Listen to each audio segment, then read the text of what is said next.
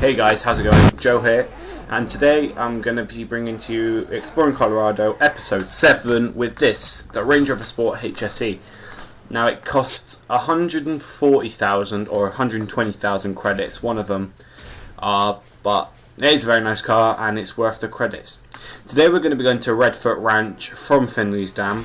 I don't know why, it's just a nice drive, so get some different scenery along the way. It just goes through almost all of the different I don't know what to call it, the different sceneries.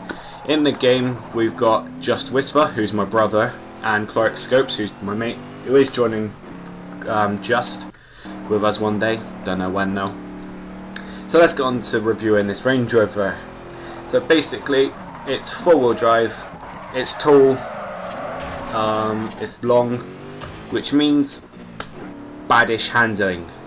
Now when you lower the car down, fit anti-roll bars and stuff like that, the car will handle a lot better than it is now, but without all of that stuff the car can roll a lot and it feels like it's turning too much or too little into a corner, and you can't really get control of it. Just like that, you can't really get control.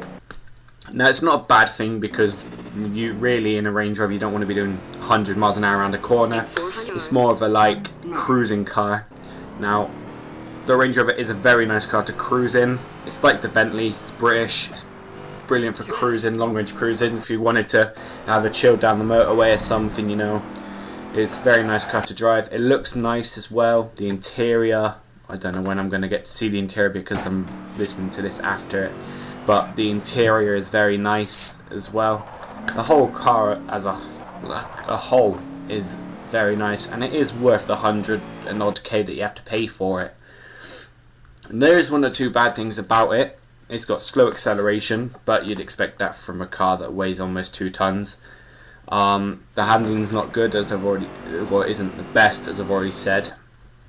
But apart from that, the top speed isn't the best either. I think the top speed's like 160. I'm not sure though, I don't actually get it up to top speed in this video. But apart from them 3 things, the car as a whole is very nice to drive. And it looks pretty nice as well. Now as we're driving, we're going to see some amazing scenery like that waterfall right there. And we're going to see just how much Colorado and how much Forza Horizon changes the scenery as you drive from one place to the other. I mean, at the moment we're up in the top of the hills with the forests and everything, and we're going to end up on a ranch in loads of fields and by a desert. So it changes the scenery really well. Now we've got Cloric Scopes coming up quickly behind us in the Lamborghini.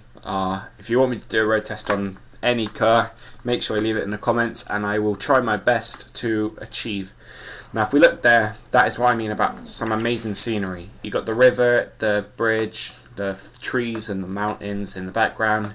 It just looks awesome. Now also all over Colorado you've got these speed zones.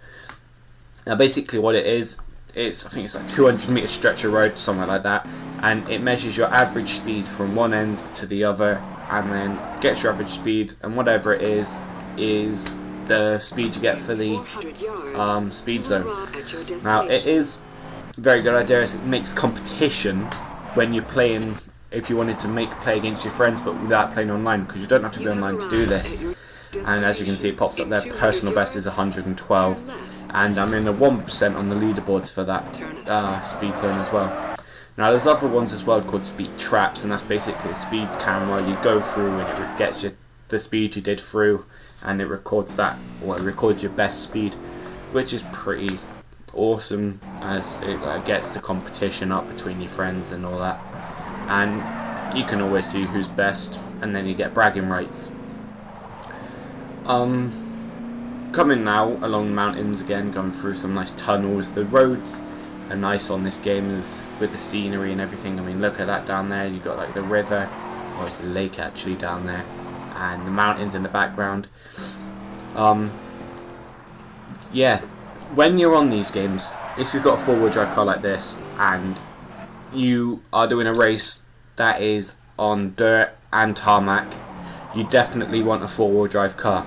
because trust me, when you're going from tarmac to gravel in a two-wheel drive car, you can tell you've changed surface, not just because of the look of it and stuff, but you can feel the response in the car. The wheels spin a lot more, it doesn't handle as well, it oversteers a lot more. It's just, you can definitely tell. But when you've got a four-wheel drive car, the power stays the same, it keeps on gripping to the road, to the gravel, and you don't lose control. Now if you look on the mini-map, you can see a little red dot in the top. Well, it's gone now, but you could see it in the top left corner. And basically they're called discount signs for, I can't remember what his workshop's called, but it's for the way you get your tuning stuff. And basically the more you destroy, the bigger percentage you get off your overall, like, the price. So I think I've destroyed like 96 of them, so I've got 96% off. There's 100 to collect, obviously. But yeah, it's a really good idea, and it's getting your spending fee a lot lower than it actually is. Well, than it actually has to be, which is brilliant. Nice Lamborghini crash there. Very nice Lamborghini crash. So yeah. Alright, coming up now, I think, in a minute, we're going to drive through some leaves. Now, that might be like, driving through leaves, but the way the Forza Horizon have done it is you drive through leaves and they actually lift up in the air like they would in real life, just like the dirt's doing there. You can see on the tyres the dirt's flying up. You got the arcade and the diner there. I will tell you when we drive through the leaves just to look. And you got the lake there as well. It's just, you can tell the scenery's changing now, like now in the foothills of the mountain. There you go, there with the leaves there. You can see the leaves popping up. I think I look back in a second, see them flying.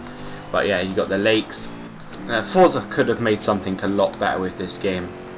They could have put more, like, yeah, you've got cars that drive around and everything on when you're on campaign free mode thing.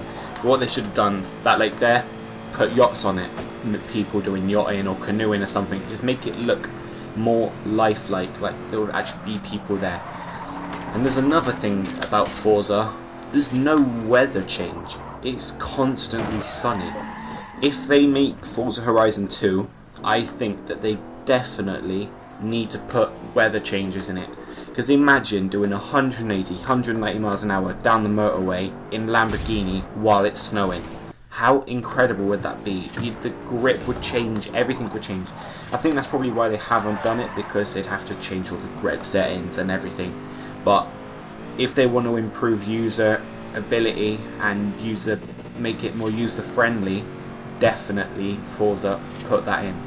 Make it rain, make it snow, make it windy. Imagine Range Rover Sport, really windy going across the bridge, car could be going all over the place. Make it really realistic, make it fun. It'd just be incredible. Now, as you can see, we've changed now. We're going into the fields of Forza. This is on it's like the bottom end of the map of Colorado, and you can actually see we've got the fields there. In the front of us now, we've got the Red Rocks, the Rockies as they're called. It just shows you how much the scenery actually does change on this game, and that's brilliant. And if they add the weather settings, so the weather will change automatically, and if they add people like in the town, if they had people walking around in town and people yachting on the lakes and stuff like that, this game will be incredible. Now, this game is free mode, so you can smash through all the fences like that, but you can't smash through them ones on the side.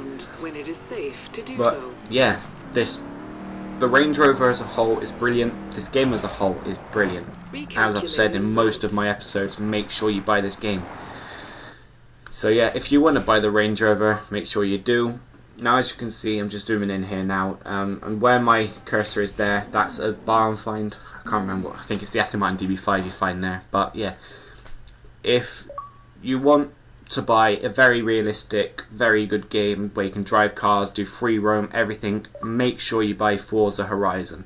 It is the best game I have ever played for free roam, and it is just amazing.